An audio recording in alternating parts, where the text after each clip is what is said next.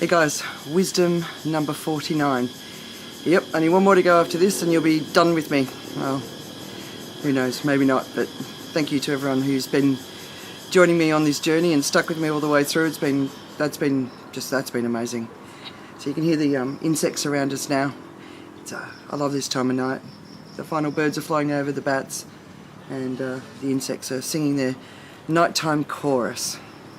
But take action. So if I was looking for one of the threads, and I've got a few that I think have been coming through on my wisdoms, I hope the message of taking the action you need to take to get where you want to go is one that you've all heard, because I think too many people, including myself, and you look back at the sort of the years of your life, especially when you're coming up to 50, and you think of the times, the weeks, months, years when you might have been feeling a little bit depressed, or a bit of a victim.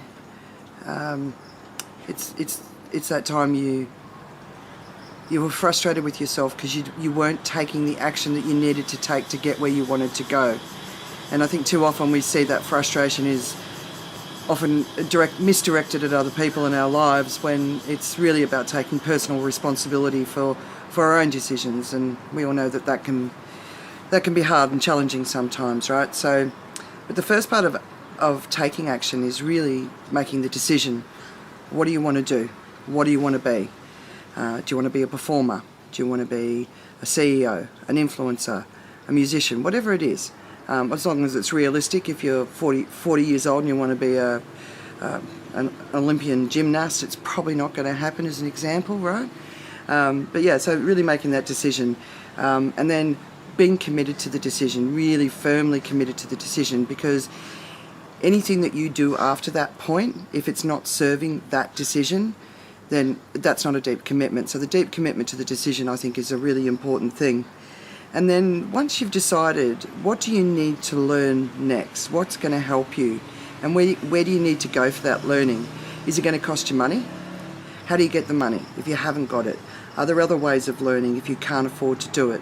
Like I've said before, all the information in the world is available online today, so learning is something we can all do. It's whether or not the accreditation matters in the path that we want to take. And the next thing is, I'm being watched by my sister and my husband, so off you go.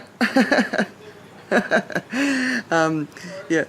And the next thing is, who can help you with that? And looking out for mentors, people who inspire you, but don't just go and ask for their help. You have to give them something back. There are a lot of people who ask for help and they take and take and take, and they never give anything back, and they become exhausting and they don't become supported. You've got to nurture your network, people who are senior to you, more experienced to you, as well as everyone else around you. So don't think you're superior to anyone, but never just take. You've always got to work out what you can give back. And then don't get misdirected. I've had a lot of people say to me over the years, they wanted to offer me help. Like one amazing person offered to help me to move into the executive level, and they were going to help me across every aspect, from the way I was dressed and everything. And I actually said, no, I don't want that. I don't want to move into the executive level. I always knew I wanted to do my own thing. So really be firm in what you want once you've made that decision. And then you've got to start really understanding that to get to what you want, to build that dream, to get where you want to go, it does require sacrifice. So I've been working 7 days a week, 365 days a year for well over a decade, and that means I've got a husband who's very understanding. It's also, that impacts my life with my children, but I don't believe that they've felt too much sacrifice as far as my mothering of them is concerned, but other things have to go. So there is sacrifice involved, financial sacrifice. It might mean you can't go on that big fancy holiday because you're committed to doing something else. So I think that's a really important thing, understanding that there is sacrifice, but it's fine. If you're working towards your goal, it's fine. If you can feel yourself taking those steps.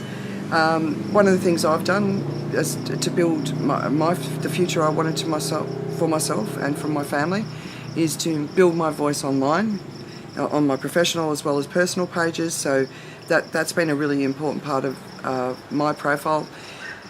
if people don't know who you are and what you stand for, it's very difficult to move into a field that you want to move into. So having a point of view and becoming known for that point of view, if you want to move in, like, it's best to do it in a nice way.